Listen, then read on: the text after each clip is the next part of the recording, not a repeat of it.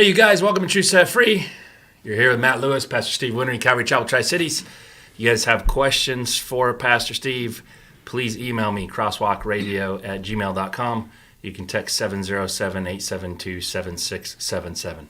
Got a bunch of questions, so I kind of want to jump in. I'm only going to tell you one announcement for today, and that is next week we're going to have a guy. His name's Avi.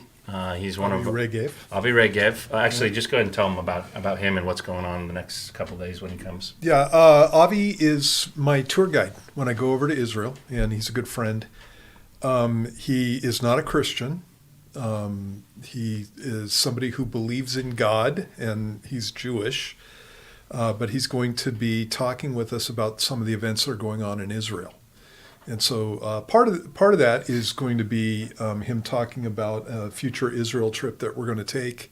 And so he'll probably be encouraging people. But he's going to be talking about the conflict that's going on in Israel with Hamas and Hezbollah and Israel and that kind of stuff. And so... And what night is he going to do that? He is going to do that on Wednesday night, a week from Valentine's Day. So that's the 21st, is when he's going to be here. He's also going to be doing the men's study on Tuesday night. And his wife, Anat, is going to be talking to the ladies. And so that'll be cool. And I believe, did he get set up to do the young adults? Yes. He's going to be doing it with the young adults on Thursday. Awesome. And so Tuesday 6:30, really guys and gals. Wednesday 6:30 here. Thursday 7:00 if you're a young adult. Yep. I'm looking forward to that. I encourage about the young adults because there's so much propaganda to their age group regarding the Palestinian conflict with Israel that it'd be awesome, I think, to have an Israeli come and share his perspective, especially because, as you know, his niece was killed in the event, and there's a lot of personal connections that I don't think they see, and certainly the media doesn't portray from an Israeli perspective. Yeah, exactly. So the stuff that was committed there was horrendous. Yeah, it's really bad. If you watch this year's prophecy update, Steve shared a little bit about that, and I didn't even share all of it. Yeah. So, okay, ready to jump in? Yeah, let's do it. All right, my first question, I got a couple of these, is regarding the Super Bowl ad, the He Gets Me ad. So I'll read just a verbiage of this. The He Gets Us campaign ad during Super Bowl has struck a ton of controversy among Christians, saying the ad is blasphemous, it's deceiving, it's satanic, it's a deceitful depiction of Christians, saying that the act of washing feet is only for those who have been forgiven. People are saying the organization He Gets Us is evil and has an agenda. This person says, I've done my research in this organization and I've watched the campaign ad many times. They can't seem to see any evil in it. What are your thoughts on the ad and how it depicts Christians? I have another question that's kind of coming up from the other side. They believe that it's wrong. Jesus never said he gets us. He said, follow me, and think it's a way to mislead people. So there you go. What's your take on it? Well, with the ad itself, when I watched it, I was like, okay. And I know that what these guys are trying to do is trying to portray Christianity as something that is compassionate towards people who don't know Jesus. Okay, and so I like that. I think that's absolutely the truth. God loves people, and he wants them to come into a relationship with him. As far as the ad itself, I wouldn't have done that. Jesus, I'm going to be in the middle of this whole thing. Jesus did wash the feet of non-believers. He washed Judas's feet. And so that's something that took place at the beginning of the Passover meal. And Judas was still in the room with him, and Judas is the one who's going to betray him. And so obviously Judas is somebody who, even though he may have made a profession of faith before that point, at the point where he was at, the Bible talks about the fact that he was planning on betraying the Messiah. That's a good point. Yeah, and so once again, whenever I talk about Judas, I talk about Jesus' compassion with the guy, because Jesus always knew who he was. He always knew what he was going to do, and it is really something that is. I got one of my pastors calling me during a Q&A. What in the world? He watched me walk down the hallway. In any case, when you look at Jesus's interactions with Judas, you can see Jesus reaching out to this guy all the way to the very end. And the very end was at the point where Judas came up and kissed him to reveal his identity.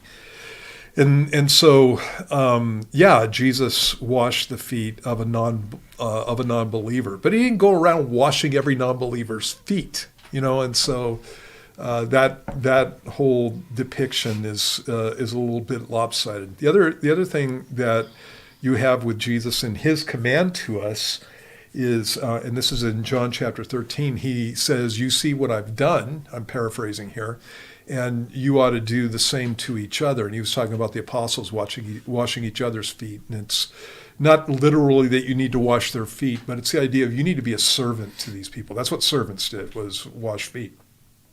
And so that was specifically directed towards believers. And that's what believers are supposed to be doing with other believers. I also think that when I was watching that, the thing was skewed, and so you've got a police officer washing the feet of a BLM rioter. You don't have a BLM rioter washing the feet of a police officer, and so in every instance, you've got the righteous person, or it's like the person who's supposed to be representing Christianity washing the feet of the other people, and you don't have this going vice versa. And so, there's a subtle statement there, and the statement is that the righteous are not living up to their responsibilities to the unrighteous. And there's never an instance of the unrighteous being held accountable for this stuff. And again, I don't have huge problems with that, but I don't like the fact that you don't get the whole gospel there. And so the unrighteous are accountable for the things that they've done, and they're going to be accountable before God. That's part of the message of the gospel.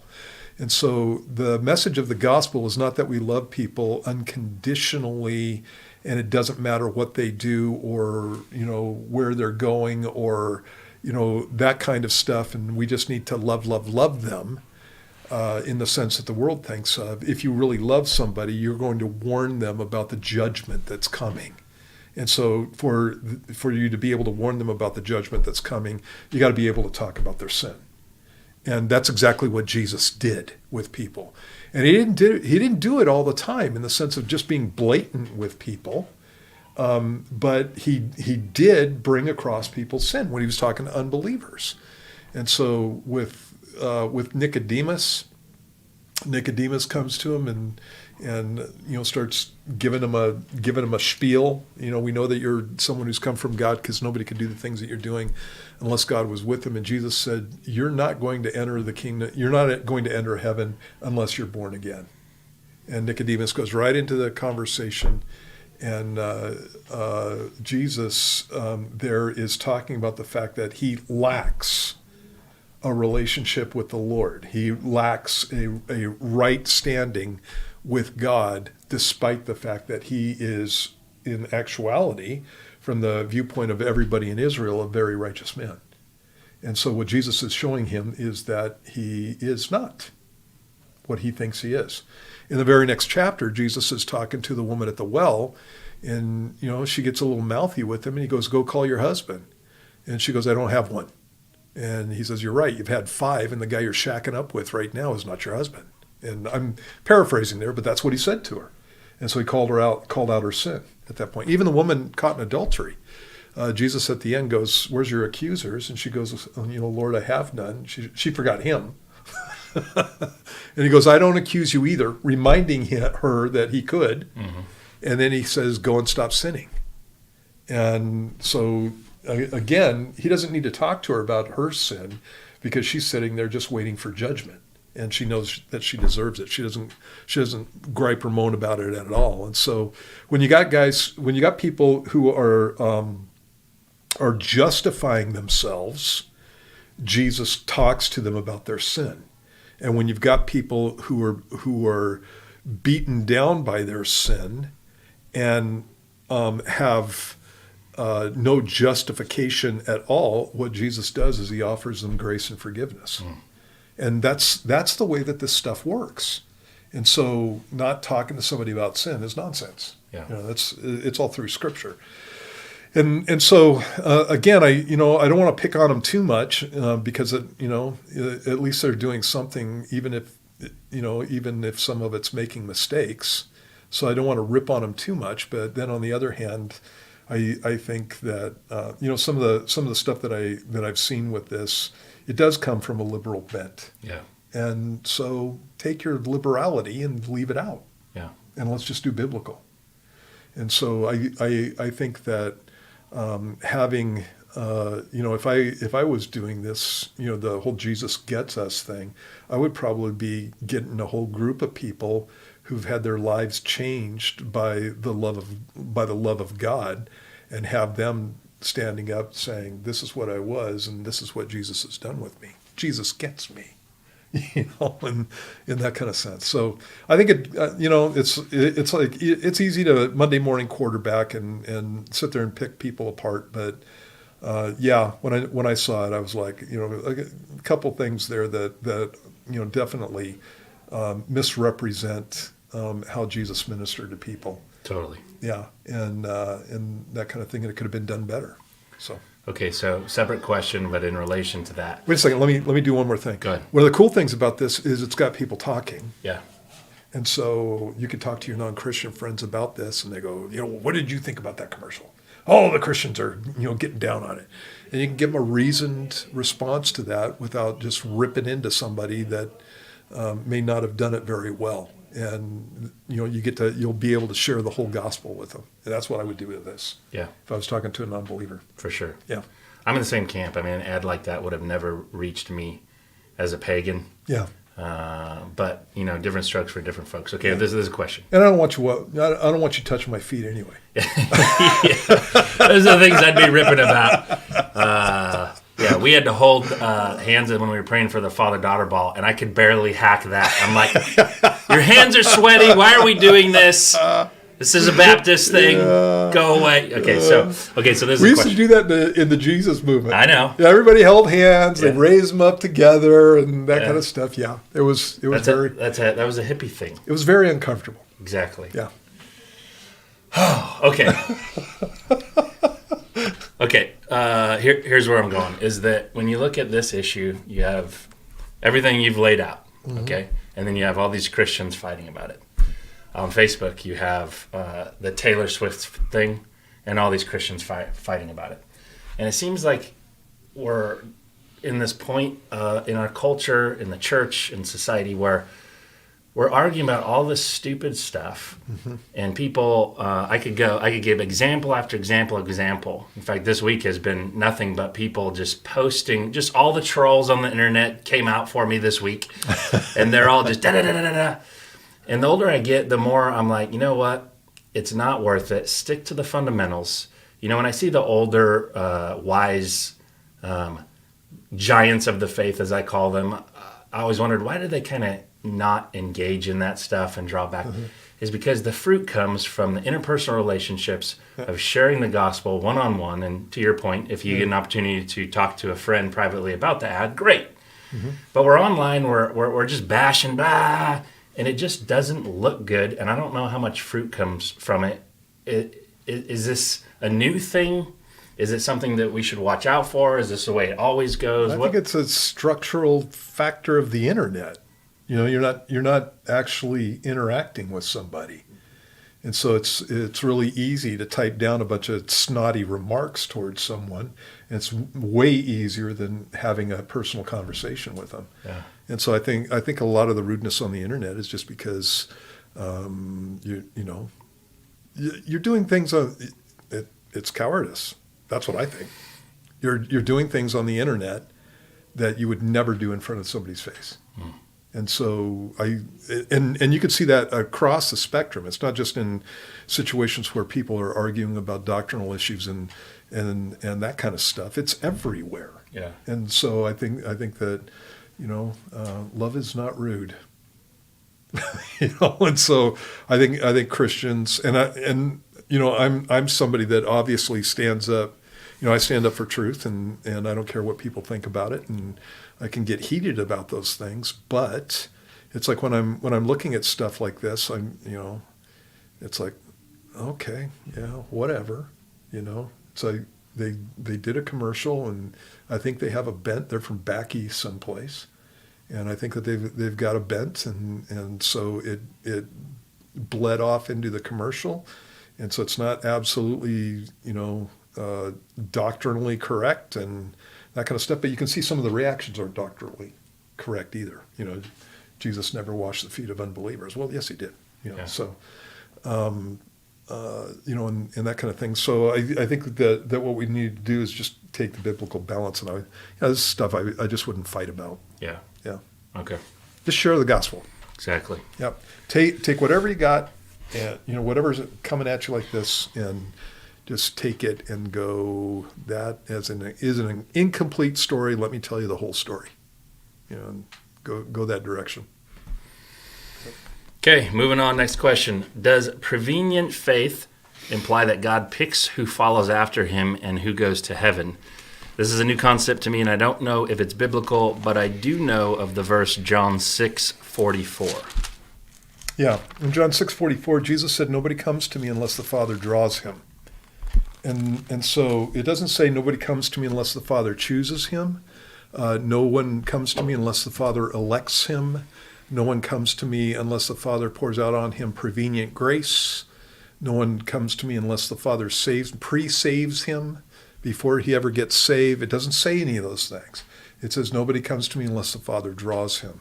And so you have this drawing work of God in a person's life. And I believe that the drawing work includes the whole idea of opening a person's eyes.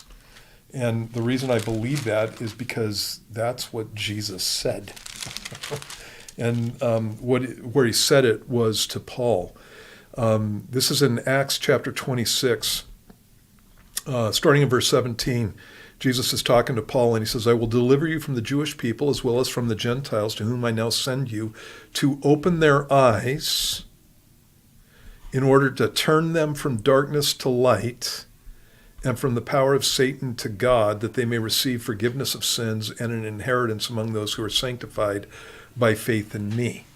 And so their eyes get opened. They're the ones who turn from darkness to light. I can't turn someone from darkness to light. And so they have to exercise their free will, and that's what the Bible calls repentance. So their eyes are opened. There is repentance there. So from darkness to light, and repentance from the power of Satan, a worldly lifestyle, to God, that they may receive forgiveness of sins. And so after there's repentance and belief, there's forgiveness of sins, and then an inheritance among those who are sanctified by faith in me. You become part of the family of God. And so the Bible talks about in 1 Corinthians, I believe it's chapter 4, that the God of this age, or the God of this world, has blinded the minds of those who don't believe. And so we're sitting in a situation before we're Christians where we are blinded to the things of God. And so the drawing of God is the opening of our eyes. It's where God lets us see our situation. And so once our eyes are open, then suddenly we can start making some choices that are based on reality. And where before I'm blinded, I can't make those choices. For example, you can't choose between blue and red if you can't see blue or red. You would have to have your eyes, if you were blind to blue or red, you would have to have your eyes opened so that you could ever make the choice. And I believe that that's what God does. Otherwise, you have God saving people before they're saved. And there is nowhere in Scripture that teaches that. So, okay. Yep. And so you're right. Prevenient grace is the idea from a Calvinistic standpoint. It's just Calvinist. From a Calvinistic standpoint, that God has to save people before he saves them. Okay, I'm not going to read this whole question. I want to paraphrase, but here's a couple of things. If you are aware of them, what are your thoughts on Jacob L Wright's views and findings of the Bible, and are they accurate? Goes on to say that essentially that from what he's read is that the Bible's a work of fiction with history sprinkled throughout, and that it was made from a loser's tale, quote unquote. goes on to talk about the Exodus and how that was a make-believe story for various reasons, work of fiction. But the question ends like this. I hate that I find myself conflicted with doubts because of what I think to be a theory. I will again add that I am a Christian and truly believe in Jesus and believe that Christianity is not a man-made religion.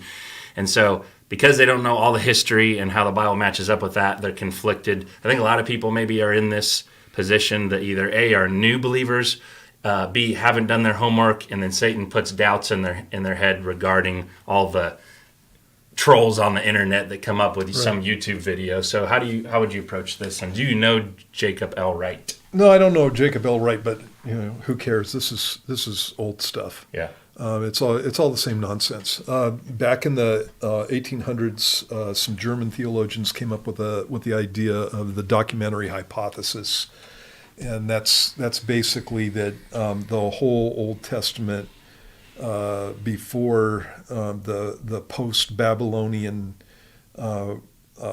writings is something that's fictional, and that in actuality these writings were written post-Babylon. And so the book of Deuteronomy, which the Bible teaches, which Jesus teaches, was written by Moses. These guys would say were written by priests and leaders of Israel after the Babylonian captivity. And so that's something that's prevalent in colleges. When you go to a world religions class, it's been like that since I was a kid. It's one of those things where when I was in, I took a world religions class as an elective when I was in college. And one of the first things that the teacher told me was, I said, well, Moses wrote the first 5 books of the Old Testament. And she said, Moses couldn't have written the first 5 books of the Old Testament because there was no alphabetic writing at the time. And so I just went down to the library and, did some research on that whole thing, found out that not too long before, actually a decade before, they found all kinds of archaeological evidence of alphabetic writing in Hebrew a decade before. And so she wasn't up on the archaeology, and she didn't know what she was talking about. Ultimately, a lot of these questions, you're a believer in Jesus, and this is where you can start with this stuff. If Jesus tells you that Moses wrote the law, and he does that numerous times, if Jesus tells you that Moses wrote the law, then Moses is a real character, and the law is written in the context of the Exodus, and you can bet that those things are historical. And so that's where you can start. Jesus is the best witness to what you do with the books of the Old Testament. In fact, every single let me think. I think there was one that I couldn't find. Yeah, I think that's right. Yeah, but every single controversial event that takes place in the Old Testament, the creation of man and woman, and God joining them together as wife, that's Genesis chapter 2. Jesus confirms. The flood of Noah, Jesus confirms. The destruction of Sodom and Gomorrah, Jesus confirms that. And as you Jonah yeah. And the great fish, Jesus confirms that. And as you go through the Old Testament stories, all the ones that are the ones that always get attacked by unbelievers, Jesus confirms every single one of them. Mm-hmm. It's like he knew that people were going to come along in the last days and start picking on those things. And so if you're going to have this guy's position towards the Old Testament, then Jesus doesn't know what he's talking about, or he's lying at that point. And so, you have to make a decision there.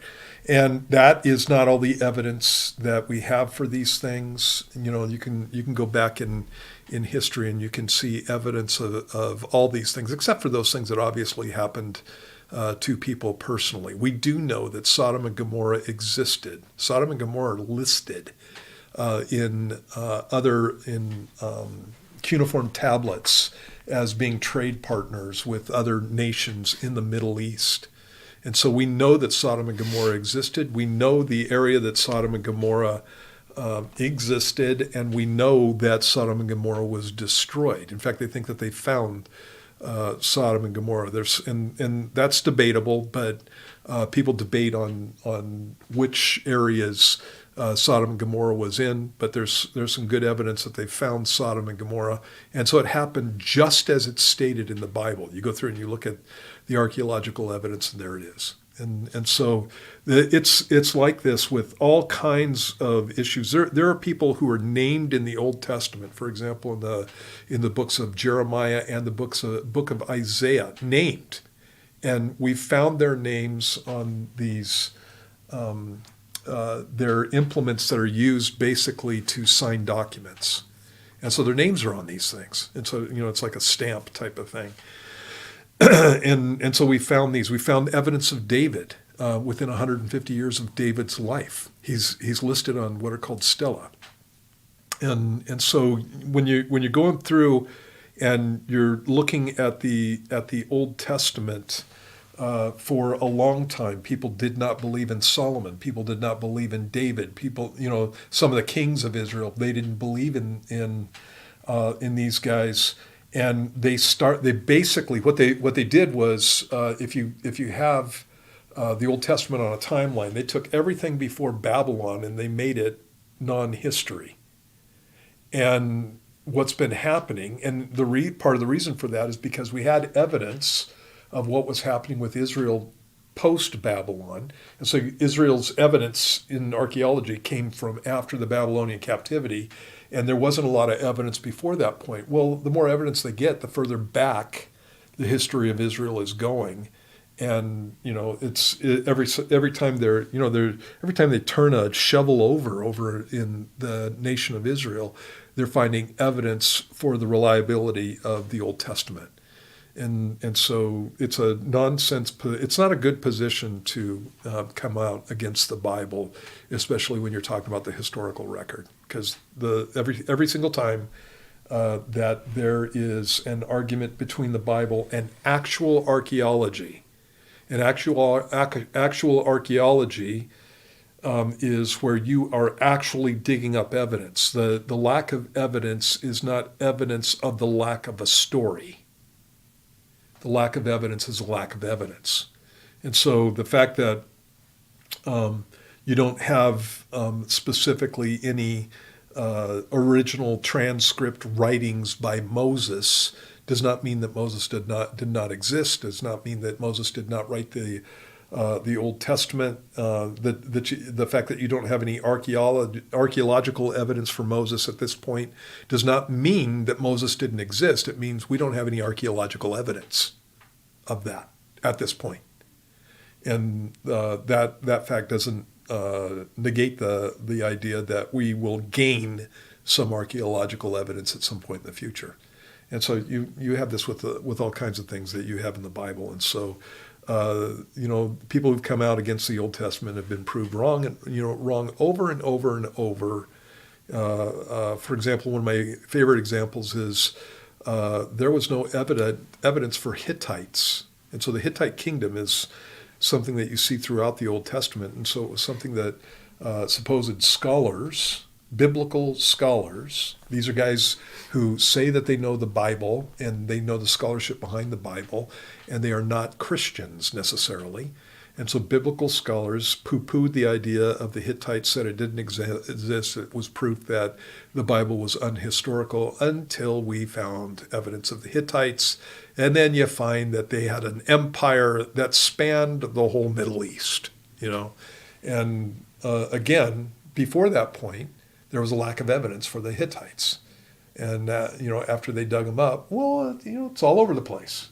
And so all the guys who said the Hittites didn't exist and the Bible is wrong look like idiots after the fact. And it's probably, this guy has probably made statements, from what he's saying. He's probably already made statements that show him to be naive concerning the evidence. There are good books on archaeology. A couple of authors, Hoffmeyer is a great author, and Kitchen is another great author, and they're both archaeologists. And so they go through and Hoffmeyer, both Hoffmeyer and Kitchen give evidence for the Exodus. And so one of the problems with the Exodus is actually a couple of the problems. Egypt is not going to talk about getting their tails whipped by a bunch of slaves. That is not what goes on Stela. That is not what's recorded in their history. They're never going to say that. We do have archaeological evidence of the existence of Israel early that is Egyptian, and so we've got that. And again, if you get these books by Hoffmeyer and Kitchen, you can check that stuff out. So number one, you're never going to get evidence that the Egyptians got wiped out by the Israelis that's written down by the Egyptians as a statement of historical fact. You're not going to get that. The other thing that you have a problem with when you're looking for evidence of the Exodus is you got a bunch of people in tents. They're not building cities as they're wandering in the wilderness for 40 years. And so you're not going to be able to go to Sinai necessarily and find a bunch of evidence for the existence of the Exodus and the Israelis and the encampments and that kind of stuff. You can go through and you can pace out where these encampments likely were. And so there's the fact that the geography matches what the book of Exodus and the book of Numbers talks about is evidence. But again, when you're talking about the Exodus, the evidence is not going to be like the evidence of Megiddo. Being an Israeli city, for example, or Samaria being an Israeli city. These are places where there's stones in the ground, and so it's going to be slightly different. It's a little bit more ephemeral at that point. So. Did you see the patterns of Exodus? Or yeah, I've seen that. What are your thoughts on that? And I don't mean to make this a huge long thing, but I think that there are still patterns of evidences. Based on a couple of things. One of them is that there's some problems with Egyptian chronology, and Egyptian chronology comes from a priest named Merneptah, basically, and we get it from Greek historians. And Merneptah, it looks like he took some kingships and placed them chronologically after each other when some of them were probably co-regents, northern kingdom of Egypt versus it's called the upper and the lower kingdoms, and so the lower kingdom being the northern and the upper being the southern kingdom of Egypt, and so you can have two pharaohs having reigns at the same time, and so there's some probably some overlap there. Most of it is about the idea that a lot of scholars mistakenly make that because the treasure cities are called Ramesses, that they have to have been have been built by Ramses, right?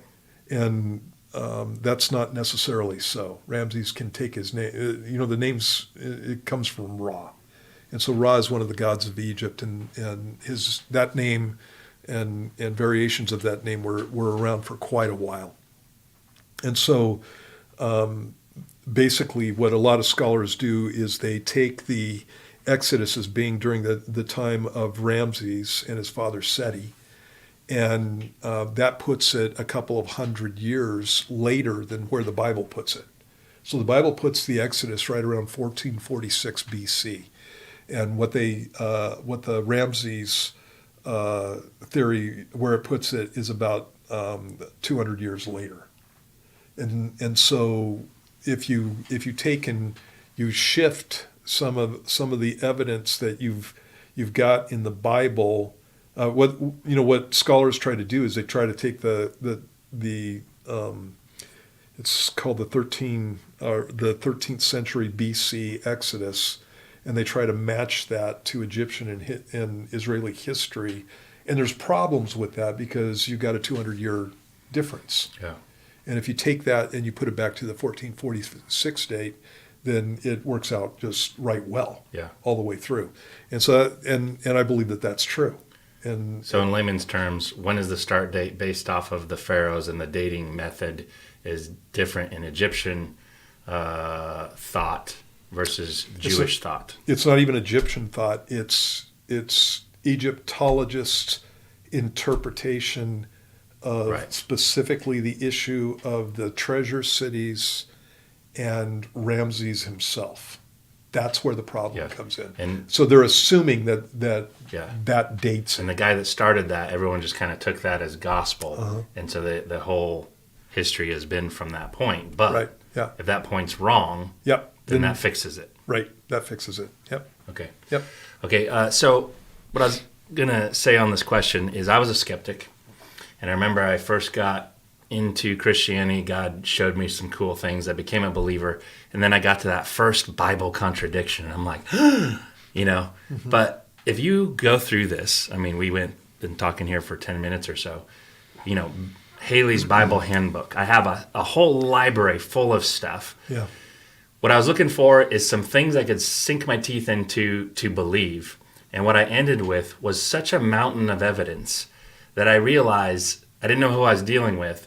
And the evidence is so overwhelming that it's not that it converted me. It's that the truth is on this side so much more so that I look like a fool being on the other side where some of these, you know, internet commando and YouTubers are. Yeah. And so when you go dive into that, it's like that is such an encouragement to your faith. But I love how, you know, the point I am at now, and I like how Missler says it, which is how you described it, was if you want to save yourself hours of boring library research when it comes to the documentary hypothesis, just go and read what Jesus said. Yeah. And then it's over. Yeah.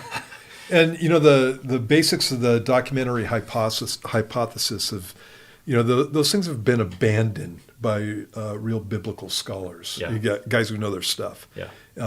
Because it just doesn't work, you know, and I'm not going to go, it's really boring, Yeah. but I'm not going to go into all the details of that, but it's arbitrary. Basically what they're doing is they're saying, you know, when you're talking about Genesis 1 and Genesis 2, it was two different creation stories written by two different people. And at different times, and one is a Elohist and the other one is a Jehovahist, and again, it's already getting boring, right? And so, but one of the problems with that is the things that they think identify a certain section are things that you see in sections that shouldn't be identified as that, and it just all falls apart. And so it was torn apart as soon as it came out. But it's one of those things that non-believers latched onto to try to minimize the impact of the Bible in their lives. And Totally. that's the way that always goes. Here's another one with this. There's an issue with Jericho, and when you read in the Bible, the walls of the city of Jericho was burnt. There was no long siege. It was 7 days, and the city of Jericho was taken and burnt to the ground. The walls fell out, and what else can we say? It looks like there was an earthquake. When you're looking at the biblical text, God used something to make the walls fall out. In any case, when you go to the city of Jericho, Garstang, he was an archaeologist, found exactly that. That the walls fell out, that the city was burnt. There were basically these jars, clay jars, fired clay jars that were full of grain, and they were burnt. And that lets you know that there was no long siege because they had plenty of food. And so all the aspects of the story of Jericho were fulfilled. Garstang, believed that was a fulfillment. That was evidence that the story of Joshua and Jericho were, in actuality, the truth. And so then another archaeologist who was actually a student of Garstang took over the dig at Jericho and had it carbon dated. And she found that the city of Jericho was destroyed about 150 years before the biblical dates for Jericho, and so she said that Jericho couldn't have fallen to the Israelis because nobody lived there at the time, despite the evidence that everything that the Bible talks about actually happened there. Some other archaeologists have gone back and looked at some of the evidence, and one of the things that she didn't do was identify certain types of pottery, and he goes back and identifies a certain types of pottery, and there's some other things with some amulets, that kind of stuff, that actually dates it to the time that the Bible puts the dating of Jericho, which would let you know that the carbon-14 date is inaccurate. Mm.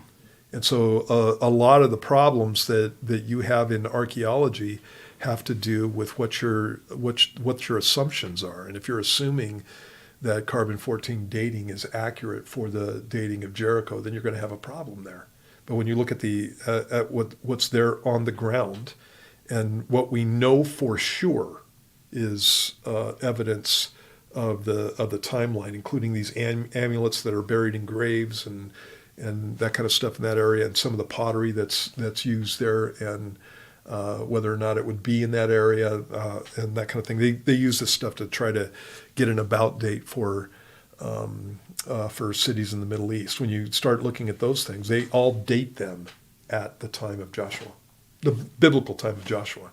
And so, there are arguments over this stuff. And so if you don't know about the argument, then it looks like the Bible's been refuted until you get a biblical archaeologist and he goes, well, no, it's not. And in fact, here's the reality here. Yeah. And so, you have to keep that in mind.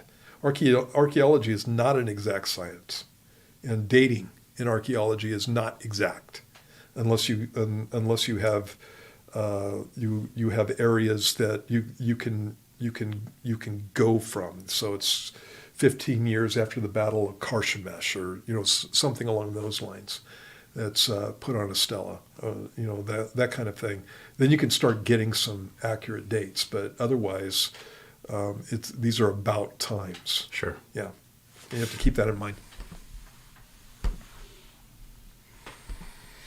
All right, here's my next one. It's from Trey. Are those who come to Jesus during the tribulation and the millennium just as much a part of the church as prior to the rapture? But the marriage supper of the Lamb is at Revelation 19:9. So do the new believers from the tribulation and millennium just get leftovers? Did Abraham get leftovers? Did Noah get leftovers? Did Elijah get leftovers? Did John the Baptist get leftovers? They were all part of the people of Israel and God's covenant with Israel, and they were not part of the church. One of the things that you have in connection with the tribulation period specifically is that 7-year period is spoken about in Daniel chapter 9. And so in Daniel 9, it talks about the nation of Israel and God's plan for Israel, and specifically the city of Jerusalem and the people of Israel. And that plan is dated as being a 490-year period. And that period of time was fulfilled up until the time of Jesus, 7 years short of that. 483 years. 7 years short of that. And the last 7 years is the tribulation period. And so basically what you have in the book of Daniel, in Daniel chapter 9, and I'm giving you the short version. You can there's a book on this called The Coming Prince by Sir Robert Anderson. And it's a great book on this. But in any case, what you have there is Gabriel, the angel, is talking to Daniel, and God is revealing to Daniel the next this 490-year time period, and it goes to the death of the Messiah, actually right before the death of the Messiah, to his presentation to the people of Israel.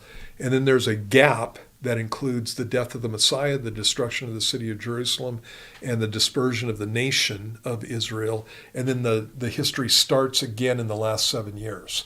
That makes the last 7 years before Christ comes back a historically Israeli period.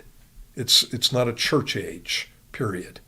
And so the church age is in the gap between the rejection of Christ and the beginning of the tribulation period. And so that's when Jews and Gentiles come together and become a part of the church. That's why you see the marriage supper of the Lamb in heaven before the church comes back to the earth. And so obviously, if that's the case, then you have living believers on the earth that are not taking part in that. And so God's got a different plan for them. And that's why I said, is Abraham getting leftovers? Is John the Baptist getting leftovers? No, he's not. God it's a different time period, and God was dealing with them in different ways. Actually, he's dealing with us in different ways than he did with them. And so when you get to the tribulation period, it kind of goes back to Old Testament. And so they still have their plan. And so, for example, it talks about the 144,000 and that they're going to serve the Lamb for 1,000 years in the millennial period. And so we're going to serve him too. But they are specifically mentioned as being servants of Jesus during that period of time. And the other people that are in connection with that, you got Abraham and Isaac and Jacob and David and all these guys. David is specifically mentioned in millennial passages as being king over Israel during the millennium. David is. And so you have the apostles mentioned as being judges over the different tribes of Israel, 12 apostles, 12 judges. They rule over the tribes of Israel. And then you have us being mentioned as being people who rule over the cities of the earth. And it would include Israel also. And so everybody's got a purpose and God's got a plan for all of us during the millennial period. And it looks like after that period, everything's combined. That's when you have the new heaven and the new earth. And you have these interesting things going on with the description of the New Jerusalem. So, for example, there's 12 gates in the New Jerusalem. They're made out of pearls. Each gate is one pearl. That's a big old clam. God can do anything he wants, but each one is made of pearl, and that's a Gentile jewel. And on each one of the gates is one of the names of the 12 tribes of Israel. And then in the foundation, you have 12 different stones, and those stones are listed. Those stones are arguably the stones that are in the high priest's breastplate that had the names of the tribes of Israel on them. But in the New Jerusalem, they have the names of the apostles on them, the 12 apostles. And so you see a mixing of Jew and Gentile when you get to the New Jerusalem, and that presumably is the case throughout the rest of eternity. So there's different plans for different people, and those things begin to mesh during the tribulation, during the millennial period, and they are finally enmeshed by, in my opinion, by the time that we get to the new heaven and new earth. But God's got a different plan for different groups of people during the millennium. So, yeah.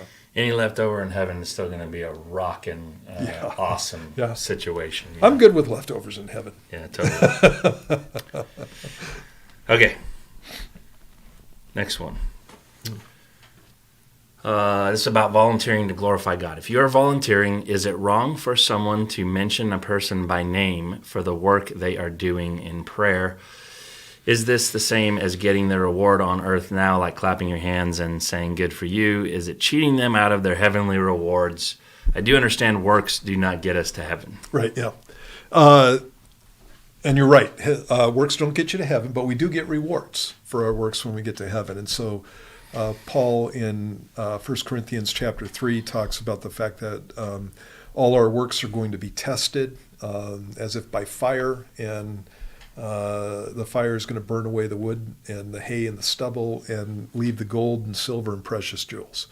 And so you're right there. So our works don't get us to heaven, but we do get rewards for our works. And so as to your question, one of the things that me and my best buddies, we all got saved right around the same time.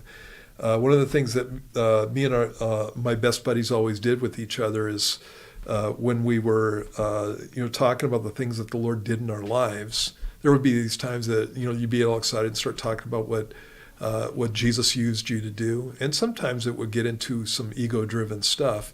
And whenever that happened, all the rest of us would just clap. Just go, well done, good and faithful servant, and do that kind of thing. And you just go, we just want to give you your reward, buddy. And, that kind of thing. And you know what? In actuality, that can be something that would take away your reward if you were doing it to be seen by men. And if that's what you were looking for. If you're looking for the acclaim of people, then God's going to consider that your reward. And so Jesus said, when you do your good works, when you give alms, don't let your right hand know what your left hand is doing, or vice versa. I always get that, back and forwards. And you don't let people know that you're doing these things, so that your Father who sees in secret, Jesus said, will reward you openly. And when you pray, you go into your closet and you pray. You don't go out and do it in public. Now, I publicly pray all the time. And I'm not doing it to be seen by men. And one of the things that I always make sure that I'm not doing when I'm praying is I don't preach in my prayers. Now, I don't, when I'm praying, I'm talking to God. I'm not talking to the people in the room. And so I try to make sure that I'm not doing that. Otherwise, it's not actual prayer. But Jesus, and because I'm not doing it to be seen of men, I'm doing it in front of men, but I'm not doing it because I want to be seen by them, or I want them to grade my prayer and tell me I get a 9.9 out of 10 or something like that. Then I expect that Jesus is going to be kind to me, considering the work that I do in prayer. But what Jesus said was, don't do like the hypocrites do. They love to be seen, praying in the streets. When you pray, go to your closet, go to your inner rooms, and you pray in secret. And your Father who sees in secret will reward you openly. And so again, I need to be doing it as before the Lord. And so if I'm doing something as unto the Lord and somebody comes up and mentions that I did it, doesn't mean that my reward is automatically taken away. God understands why I'm doing things. And so, but I don't ever want to be in the position where I am looking for public acclaim for the things that I'm doing for Jesus. And so this is something that kind of happens to me routinely. When I'm doing Bible studies, I'm doing them for the people in the sense that I want to bless them, but ultimately I'm doing it for Jesus. And so when somebody comes up and compliments me on those things, when I was a younger pastor, I had problems with that, because it's like, I don't want you to compliment me. Just recognize that it was the Lord who did it. And so I had a lady who came up to me and said, Steve, that was a good Bible study, and I want to just thank you for that. And I go, well, it's not me, that's Jesus. And she looks at me and she goes, she may have even said young man. I can't remember, but she got the point across that I need to get my act together. But she looked at me and she goes, I know that Jesus did it through you, and I can say thank you to you, and you can politely accept my thanks. I'm like, yes, ma'am. And so from that point on, I figured that out. Too much of me in there, even not wanting to hear it. And so now when, especially when older people come up and say thank you for what you did, and it's like, usually I'll say something like, yeah, it's Jesus, right? I'll go, yeah, that's Jesus. And so giving the glory to God, but I also say thank you to people. And I don't expect that that's going to be my reward, because I appreciate the thanks, but I don't care if I get thanked. And I think that's where that's a good balance. We need to be doing it for as unto the Lord. Everything you do it with all your might towards Amen. Jesus. Yeah, and then you'll be good. All right.